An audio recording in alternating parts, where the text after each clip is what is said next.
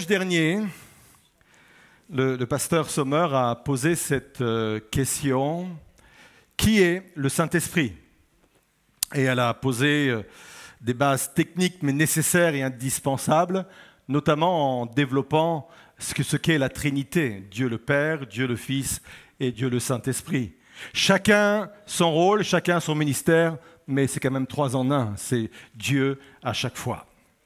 Et elle a dit quelque chose d'important, elle a dit que la venue du Saint-Esprit, le jour de la Pentecôte, ouvrait une expérience extraordinaire, le Saint-Esprit venant habiter en nous. Nous sommes devenus le temple du Saint-Esprit.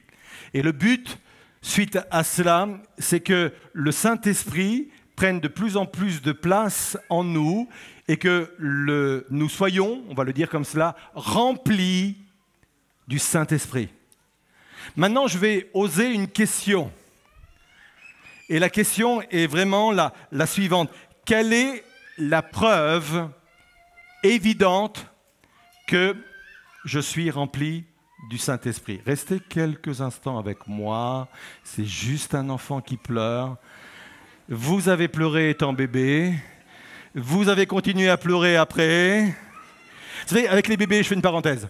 Avec les bébés, quand ils naissent, on n'entend qu'une chose, c'est qu'ils pleurent. Et après, on ne sait plus comment les arrêter. Une fois qu'ils ont commencé à pleurer une fois, on dit, comment on fait pour les arrêter? Bref, c'est normal, c'est naturel, donc on revient avec moi. Je repose cette question parce qu'elle me semble importante. Quelle est la preuve évidente que je suis rempli du Saint-Esprit? Je sais que les pentecôtistes ont leur réponse.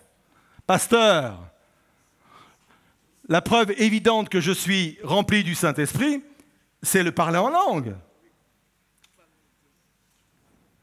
Ah, vous dites rien, là. Je sais, vous me connaissez. Vous attendez, développez, pasteur, développez. C'est une réponse entendable. Mais j'ose affirmer ce matin qu'il y a une réponse qui semble beaucoup plus juste que celle-ci.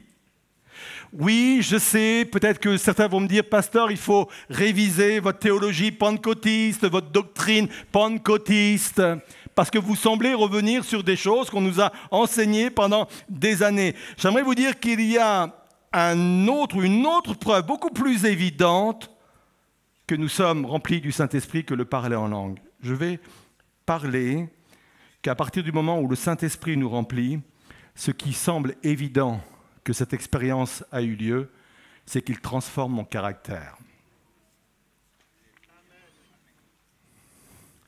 On peut contrefaire le parler en langue. C'est facile de contrefaire le parler en langue. C'est facile de dire du shabalabala. Mais on ne peut pas contrefaire le caractère. Ou tout au moins, pas dans la durée. On peut le maîtriser un temps, on peut essayer de s'arranger un temps, mais très vite, vous en êtes sans doute conscient, la nature reprend le dessous, ou le dessus plutôt. Donc pour moi, la preuve évidente que nous sommes bel et bien remplis du Saint-Esprit, c'est à partir du moment où le caractère commence à se transformer. Ce n'est pas moi qui le dis, c'est la Bible. Galates 5, verset 22, il est dit ceci: mais ce que l'Esprit Saint produit, une fois qu'il est en moi, une fois que j'en suis rempli, il y a une conséquence, il y a un impact, il y a une preuve évidente. Ce que le Saint-Esprit produit, c'est quoi? L'amour, la joie, la paix, la patience, la bienveillance, la bonté, la fidélité, la douceur, la maîtrise de soi. Et j'aimerais vous dire que la liste n'est pas exhaustive, parce qu'en fin de compte, le fruit de l'Esprit, c'est le caractère de Christ. Et on veut que tous les domaines du caractère du Christ de Christ soient évidents en nous. Alors, puisque je suis dans oser des questions, je vais oser une autre question, et c'est le titre de mon message. As-tu un bon caractère? Pendant toute la prédication, je vais vous interdire de donner des petits coups de coude à votre voisin ou à votre voisine qui est à côté de vous, d'accord? C'est un deal entre nous, d'accord?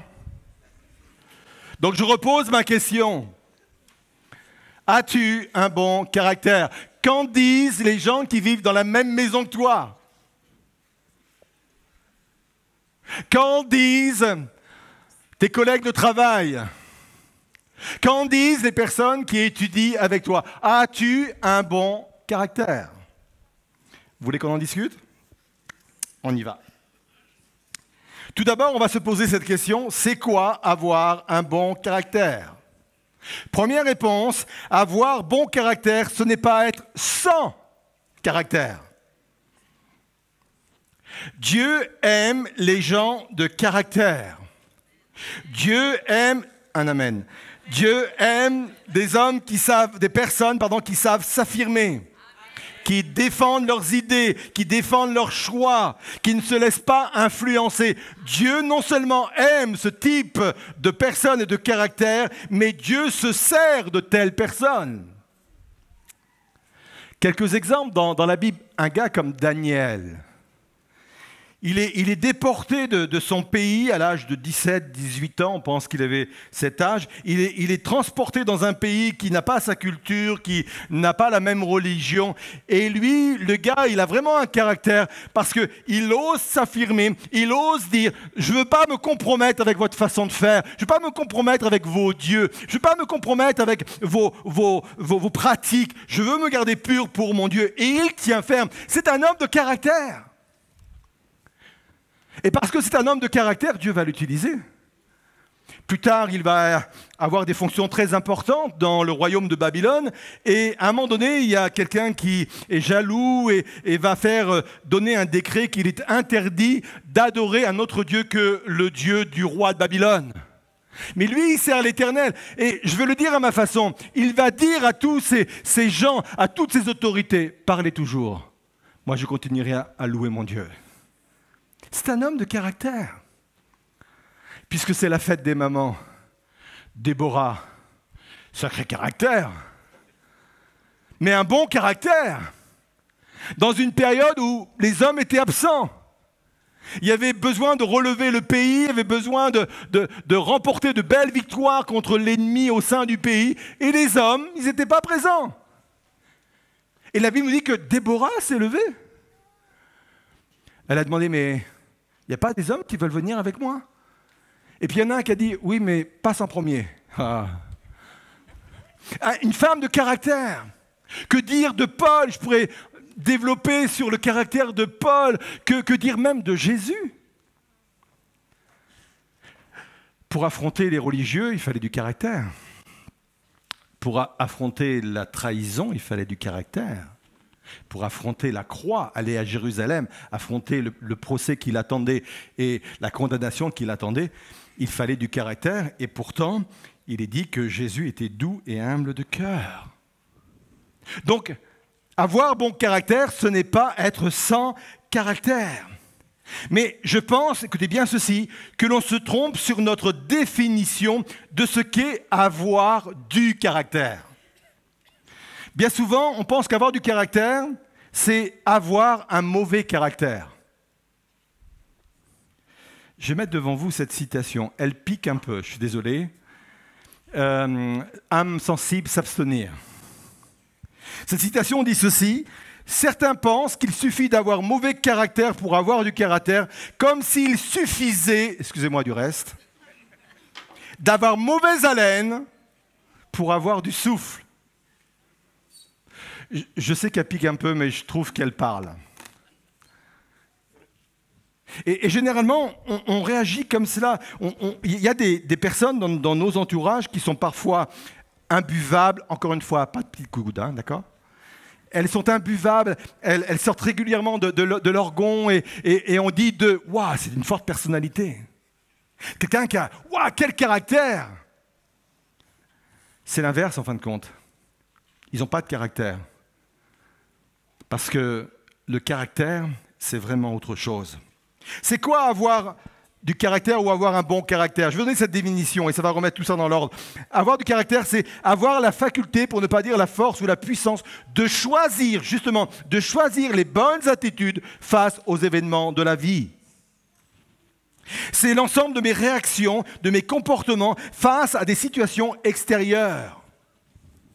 Quand je suis confronté à des situations extérieures, j'ai le choix soit de réagir en manifestant le fruit de l'esprit, l'amour, la joie, la paix, la patience, la bienveillance, bref, tout ce qu'on a lu, ou je peux me laisser aller à la jalousie, à la vengeance, à la colère, à la frustration, à la vexation, à la susceptibilité.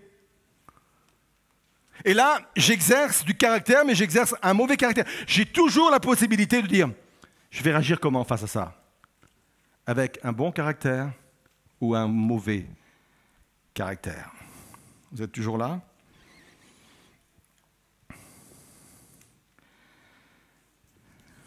Avoir bon caractère, ce n'est plus être dominé par ses émotions négatives.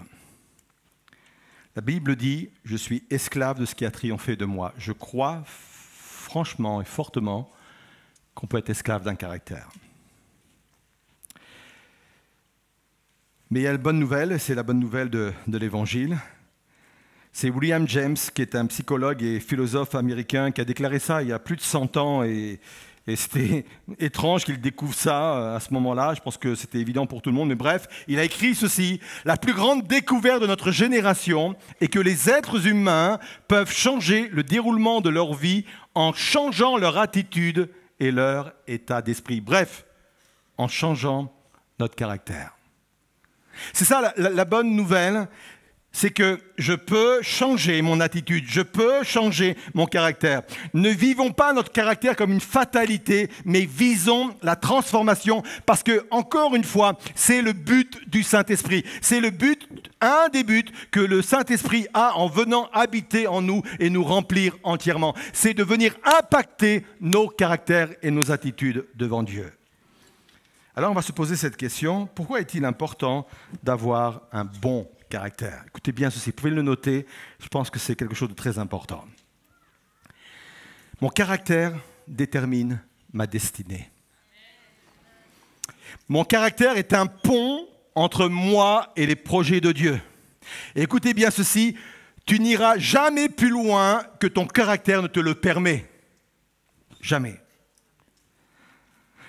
Ne jamais sous-estimer l'impact de mon caractère sur ma destinée. C'est la raison pour laquelle il ne faut absolument pas être complaisant avec son caractère. Parfois, on a une certaine fierté de notre caractère.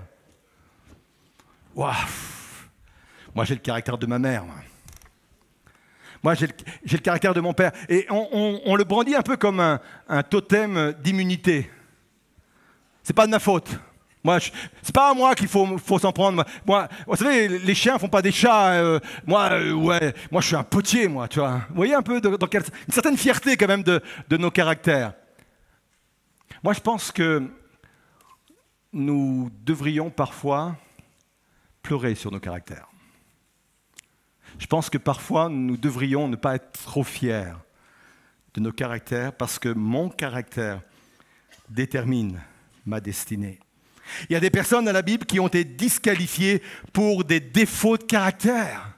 Prenez l'exemple de Saül. Saül, c'était un homme formidable quand Dieu l'a choisi, quand Dieu l'a établi roi avant David. C'est un homme formidable, il était humble, il savait s'effacer quand il fallait s'effacer. Et je ne sais pas si c'est la royauté qui lui a monté à la tête, je ne sais pas si c'est les événements qu'il a rencontrés, mais à un moment donné, excusez-moi, je vais le dire comme cela, Saül est devenu imbuvable. Il est devenu colérique. Il s'en prenait à David à plusieurs reprises et il s'en est pris violemment à David. Il était colérique. Il était jaloux. Il est devenu jaloux. Il est devenu orgueilleux. Il est devenu impatient. Et d'ailleurs, l'impatience, c'est ce qui a fait déborder le vase, la goutte qui a fait déborder le vase. Et quand il est devenu impatient, Dieu a dit « Je passe à quelqu'un d'autre ». Le caractère détermine la destinée. Prenons l'exemple de Samson, un dernier exemple. Il y avait sur sa vie quelque chose de particulier, Samson. Samson est né d'un miracle. Ses parents ne pouvaient pas avoir d'enfant. Et Dieu est intervenu et puis voilà, Samson est arrivé. La naissance de Samson a été annoncée par un ange qui peut, ce matin, s'orgueillir de ça. Ouais, moi, un ange est venu voir mes parents en disant « T'auras un fils, il s'appellera Daniel. » Il n'y a que 2 exemples dans la Bible. Jean-Baptiste et Jésus. Et à chaque fois, ça a été une destinée hors norme. Tout ça pour dire que, effectivement, sur la vie de Samson, il y avait une destinée extraordinaire qui pouvait l'attendre, un potentiel extraordinaire qui pouvait l'attendre. Il est même dit dans le livre des Juges qu'à un moment donné, la main de Dieu était sur lui alors qu'il était enfant. Une onction particulière reposait sur lui. Quelle destinée prometteuse il y avait devant lui. Mais le pont s'est écroulé. Le pont entre l'appel de Dieu et ce qu'il était s'est écroulé. Le caractère n'a pas été à la hauteur de l'appel qu'il y avait sur sa vie. Et j'aimerais vous dire que très souvent, ou parfois, le caractère n'est pas à la hauteur du ministère que Dieu dépose sur nos vies. Parfois, le caractère remet en cause même des projets de vie d'un couple, projets de vie qu'on veut construire dans un couple. Je ne suis pas le seul dans cette église, il y a plusieurs ministères qui s'occupent aussi des couples et des familles. Mais je peux vous dire que parfois, quand ça ne marche pas, quand on n'arrive pas à concrétiser un projet qu'on avait établi peut-être des années ensemble, 2 personnes, construire une famille, construire un couple, parfois c'est une question de caractère. Parfois, le caractère remet en cause des projets de ministère, des appels que Dieu a déposés sur quelqu'un, comme on l'a vu un instant concernant Samson. Parfois, le caractère remet en cause les bénédictions sur le plan professionnel, sur le plan relationnel. Parfois, on pense que le problème, c'est souvent notre entourage. Mais vous savez, notre caractère, on le transporte partout. Partout. C'est vraiment important de se pencher là-dessus parce que mon caractère détermine ma destinée. Alors on va se poser quand même cette question. Comment changer son caractère? Si ça vous intéresse, on peut y aller. Puisque c'est un fruit de l'esprit, le meilleur moyen de changer et d'avoir un impact positif sur notre caractère, c'est d'être rempli du Saint-Esprit. Peut-être que là, il faut revoir aussi notre théologie sur ce qu'est être rempli du Saint-Esprit.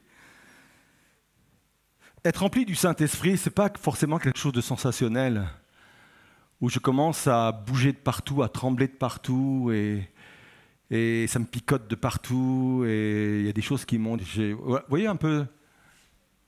Moi, je pense qu'on fait fausse route. Il peut y arriver que dans des moments de baptême dans le Saint-Esprit, il y ait des manifestations, mais être rempli du Saint-Esprit, c'est pas cela. Il y a un texte qui, pour moi, est assez mal exploité. C'est le texte d'Éphésiens 5, verset 18, où il est dit ceci. « Ne vous enivrez pas de vin, cela vous conduirait à une vie de désordre, mais soyez remplis du Saint-Esprit. » En fin de compte, ce texte-là, ce n'est pas un plaidoyer contre le fait de boire de l'alcool. Et quelques-uns disent « Amen ». Mais c'est un plaidoyer contre l'excès de l'alcool. Mais au-delà de cela, c'est une application que Dieu met devant nous. C'est une application spirituelle que Dieu nous propose. Elle est très simple, elle est la suivante. Quand on est dans l'excès de prise d'alcool ou d'une substance quelle qu'elle soit, on se met sous le contrôle de cette substance. Et Dieu dit, au lieu de se mettre sous le contrôle de cette substance ou de l'alcool quelle qu'elle soit, il est préférable de se mettre sous le contrôle du Saint-Esprit. Et être rempli du Saint-Esprit, c'est ça en fin de compte. Être rempli du Saint-Esprit, c'est laisser de plus en plus de place au Saint-Esprit dans ma vie. Et je pense que c'est vraiment important de comprendre cela, parce que quand on recherche le Saint-Esprit, très souvent, nous cherchons à avoir plus du Saint-Esprit en nous, alors que le Saint-Esprit veut avoir plus de nous, ce qui n'est pas pareil. Saisissez la nuance? Je ne veux pas avoir plus du Saint-Esprit, je veux que le Saint-Esprit ait plus de moi.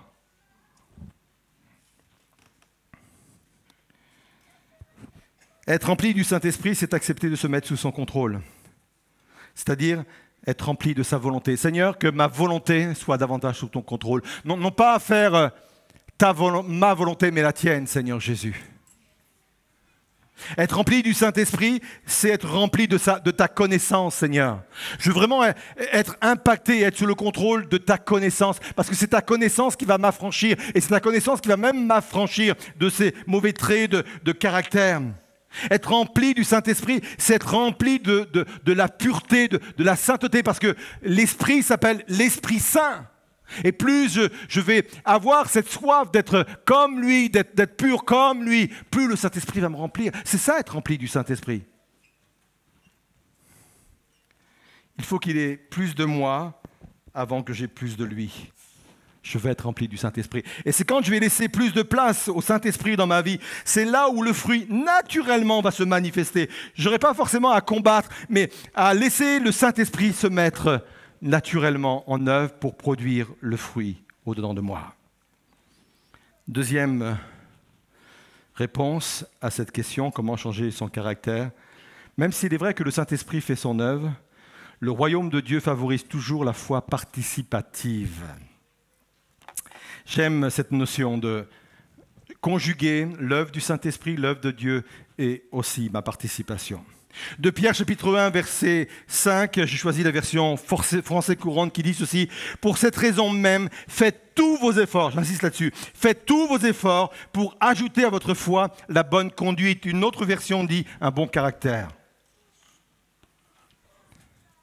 Pour avoir un bon caractère, nous avons à faire tous nos efforts. Il faut accepter de faire un travail sur soi. Il y a un passage dans l'Ancien Testament qui est impressionnant. Vous allez comprendre pourquoi il est impressionnant. Je n'ai pas toute l'explication, mais je trouve qu'il est impressionnant. C'est Ésaïe 53, verset 10. Et il est impressionnant quand on comprend que ce passage, en fin de compte, nous parle du Seigneur Jésus.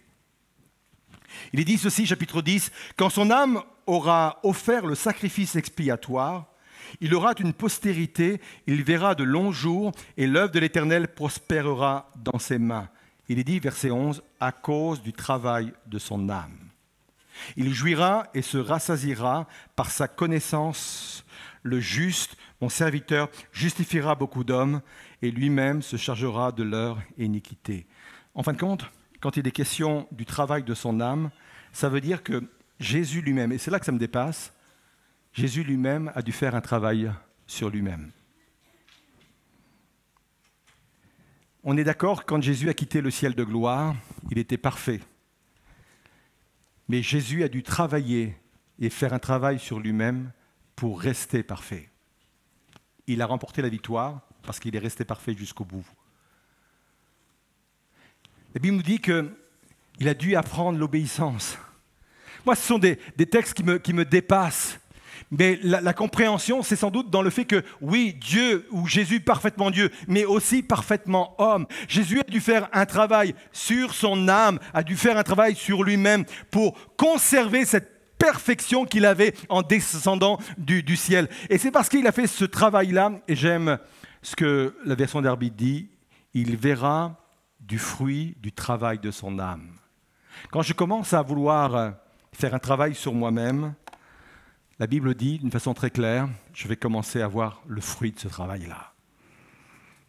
Moi, je ressens dans mon cœur le besoin de laisser Dieu continuer à me transformer de jour en jour. Ce n'est pas parce que je suis sur une plateforme qui est plus haute que vous que je suis supérieur à vous. Ce n'est pas parce que mon épouse est là, mais même si elle n'était pas là, je dirais la même chose. J'ai besoin aussi de travailler mon caractère. Et ce n'est pas une confession que je fais devant mon épouse. Même si elle peut le prendre comme ça. Ah, toi, ce qui s'est passé hier. Bah, toi. Je pense qu'on a tous un travail à faire. Peut-être que cette semaine, il y a des choses où franchement, on n'a pas été à la hauteur, quoi. Pas forcément cette semaine, dans la voiture qui nous a emmenés au culte. Pas de coup de coude, s'il vous plaît. Il y a souvent des tensions parce qu'on attend toujours les mêmes. Et parfois, ça nous agace, ça nous énerve, ou les enfants, etc. Et généralement, dans la voiture, c'est un huis clos qui n'est pas toujours favorable à nous préparer à vivre un bon culte. Moi, je pense que dans les trajets qui nous amènent le culte au matin, c'est un trajet extraordinaire pour faire ressortir au-dedans de nous tout ce qui ne va pas. À nous de dire, Seigneur, je ne vais pas me satisfaire de ça. Je ne vais pas dire que c'est la faute de l'autre, Seigneur. Je ne vais pas dire que, voilà, elle n'aurait pas ou il n'aurait pas réagi comme cela. Je n'aurais pas réagi comme cela. Moi, je veux, Seigneur, devant toi, je veux vivre cette transformation de mon caractère. Je veux avoir comme objectif d'avoir un autre caractère. Et je sais que c'est possible. Et si je veux le faire, c'est parce que je sais que mon caractère détermine ma destinée. Je vais conclure avec cela. Dimanche prochain, on va parler de la colère. Prenez déjà votre ticket. Hein. On va parler de la colère. Avec cette grande question, puis-je me mettre en colère? Je ne vous réponds pas aujourd'hui. Je vous laisse méditer toute la semaine et on en reparle dimanche. Puis-je me mettre en colère? Je voudrais vous inviter à vous lever à votre place et on va rester encore quelques instants ensemble. J'ai l'habitude de faire des appels en vous invitant à venir sur le devant, mais je ne le ferai pas ce matin parce que je pense qu'on peut être tous concernés. Et ce qui est mieux, c'est de rester à sa place et de vivre une introspection et de se laisser travailler. Peut-être qu'il y a un trait de caractère particulier qui vous caractérise et qui vous empoisonne. Et vous êtes arrivé peut-être à un stade où vous vous dites, mais voilà, je peux pas faire autrement. Vous le vivez un peu comme une fatalité, vous le vivez comme, je vais mourir avec ça, quoi. Ça fait partie de moi. Moi, je crois que le Saint-Esprit, qui a ressuscité Christ d'entre les morts et qui, le jour de la Pentecôte, s'est répandu sur les 120 qui étaient présents dans la chambre haute et qui ensuite s'est répandu sur une multitude de personnes, je crois que le Saint-Esprit a la puissance de changer n'importe quel trait de caractère de ma vie. Peut-être qu'il y a des personnes dans ce Dieu qui se disent, moi c'est plutôt l'inverse. Je manque en fait de compte de caractère. J'ai du mal à m'affirmer, j'ai du mal à maintenir mes convictions, à maintenir mes choix, et c'est pas mieux non plus. Mais je crois que Dieu est capable de réguler tout cela. Je pense que Dieu est capable d'équilibrer tout cela. Et peut-être que j'ai besoin de comprendre que j'ai ma part à faire. Faites tous vos efforts, dit l'Écriture. Je veux faire tout un travail sur moi-même. Et en même temps, je compte sur ton esprit, Seigneur Jésus. Je veux plus que jamais être rempli de toi. Je veux être plus que jamais être sous ton contrôle, Seigneur. Parce que quand je suis sous ton contrôle, quand que tu me remplis pleinement, Seigneur, quand tu es pleinement en moi, Seigneur, naturellement, ça produit un fruit, Seigneur. Et parmi tous ces fruits, Seigneur, il y a ce nouveau caractère que tu veux me donner. Alors oui, Seigneur, viens me transformer. On va garder ce côté un peu d'introspection pendant le chant que le groupe de louanges va chanter et je viendrai prier avec vous ensuite.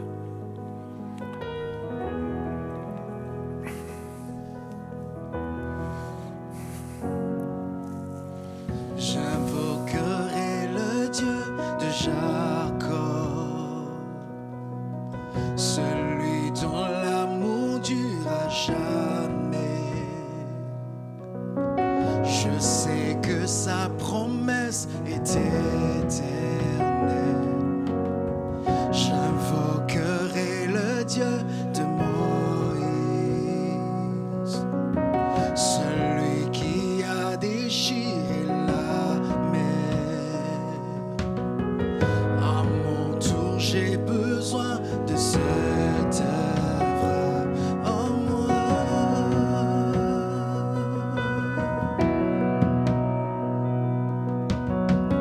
Oh Dieu, j'ai besoin de toi.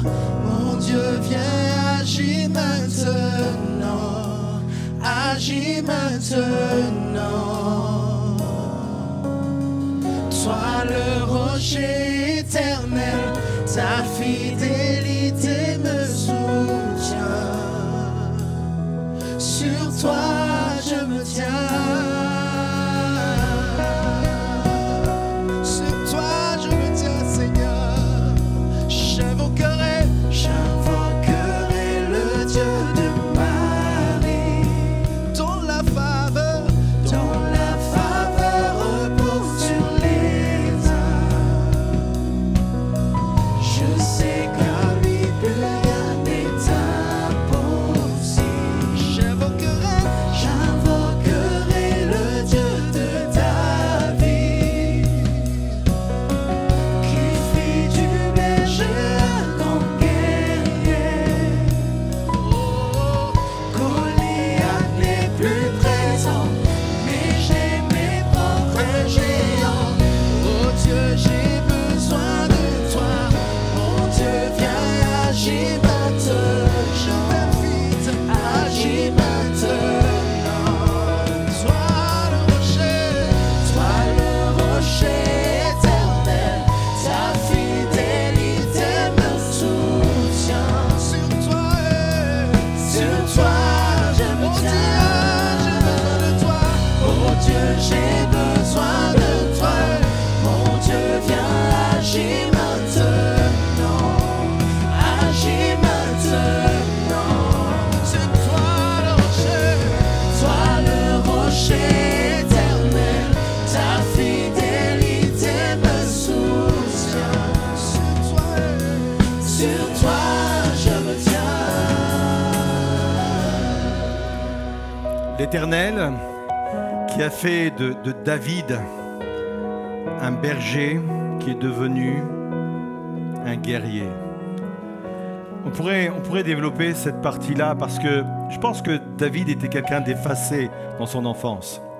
On pourrait parler du contexte familial où il a été quand même mis à part, c'est lui qui, ou plutôt de côté, j'emploie volontairement cette expression péjorative.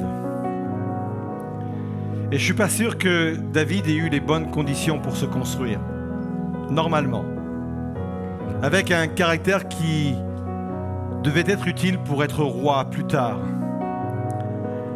Mais le Dieu que l'on sert, c'est le Dieu qui est capable de faire d'un David un guerrier. De berger à guerrier.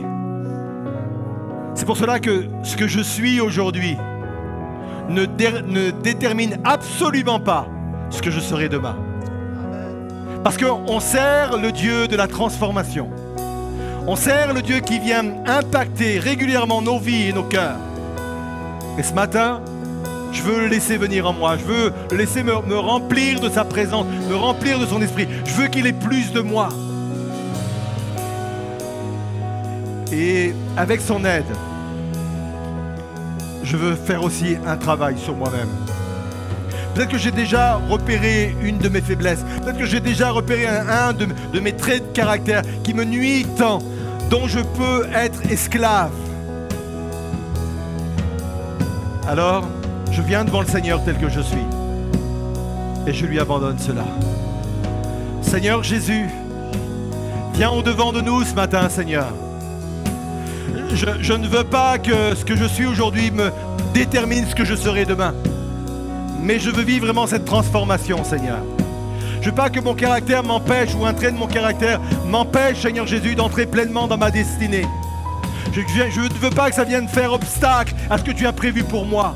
Je ne veux pas que ça vienne faire obstacle à ce projet de couple, le fait de bâtir une famille solide. Je ne veux pas que ça vienne faire obstacle aux bénédictions sur le plan professionnel, sur le plan relationnel ou autre, Seigneur. Alors oui, Seigneur, tel que je suis, je viens à toi. Viens me changer, viens me transformer. Viens œuvrer dans ma vie, viens œuvrer dans mon cœur. Parce que je sers le Dieu de Marie, je sers le Dieu de David, je sers le Dieu de Jacob, des hommes et des femmes que tu as utilisés, que tu as transformés pour accomplir ton royaume, Seigneur. Alors je veux vivre cette réalité.